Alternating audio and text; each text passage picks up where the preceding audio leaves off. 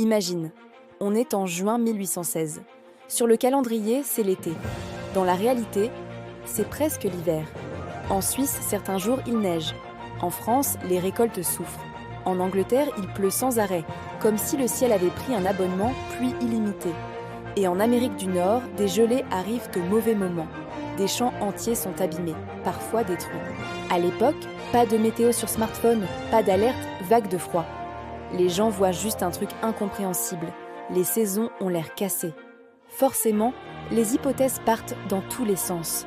Certains y voient un signe divin, d'autres une punition, d'autres encore un phénomène mystérieux. Et honnêtement, si tu vois de la neige en juin sans explication, tu peux vite te dire « Ok, la planète vient de faire une mise à jour et ça s'est mal passé ». Sauf que le responsable n'est ni une comète, ni une prophétie, ni un sorcier. Le responsable, c'est un volcan, le Tambora en Indonésie. En avril 1815, il entre en éruption avec une violence énorme, l'une des plus puissantes de l'histoire récente. Il projette dans l'atmosphère une quantité gigantesque de cendres et surtout de particules qui montent à ce très haut, jusqu'à la stratosphère. Et là, elles peuvent rester longtemps. Le mécanisme est cruel et simple. Ces particules forment comme un voile autour de la Terre. Elles réfléchissent une partie de la lumière du Soleil. Résultat, la planète reçoit un peu moins d'énergie, donc elle se refroidit. Pas besoin de perdre 20 degrés pour créer le chaos. Même un refroidissement moyen de moins d'1 degré à l'échelle mondiale peut dérégler la météo.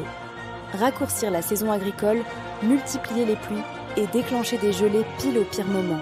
Et le plus fou, c'est ça, un volcan en Indonésie. Et l'été disparaît en Europe et en Amérique du Nord. Le problème, ce n'est pas juste « il fait frais ». Le vrai problème, c'est ce que ça entraîne. Moins de soleil, plus de pluie, des gels tardifs. Les récoltes ratent. Et quand les récoltes ratent, le prix du grain monte. Et quand le prix du grain monte, le pain devient plus cher, voire introuvable. Dans plusieurs régions, ça provoque des tensions, des émeutes, des famines locales.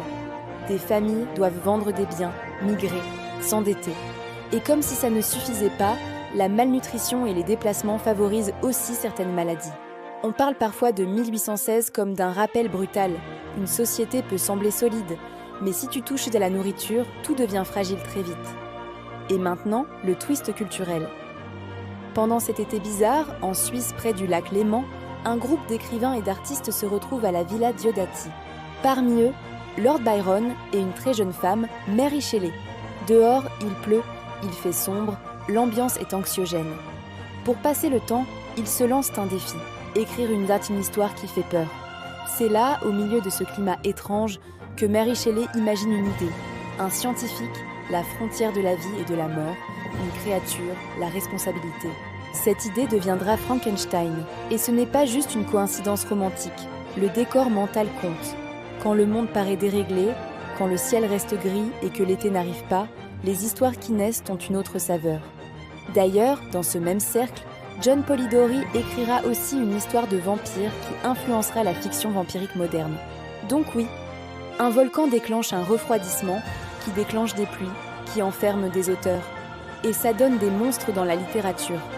Si on résume de manière très scientifique, Tambora, Father Frankenstein. Autre conséquence étrange, ce voile de particules dans l'atmosphère peut créer des ciels spectaculaires. Des couchers de soleil rouge, orange, presque irréels. Certaines œuvres de l'époque, notamment chez Turner, sont souvent associées à ces lumières dramatiques. C'est magnifique. Mais c'est beau pour une raison un peu flippante, parce que l'atmosphère est chargée de poussière volcanique. Au final, 1816, l'année sans été, laisse 2 leçons simples. La première, la planète est interconnectée et ce qui se passe à l'autre bout du monde peut changer ta météo, ta nourriture, ta vie. La seconde, dans le chaos, l'humanité souffre, mais elle crée aussi. Parfois, même un été raté peut accoucher d'un chef-d'œuvre. Et si cette histoire t'a plu, like la vidéo, abonne-toi et on se retrouve très vite pour une nouvelle curiosité.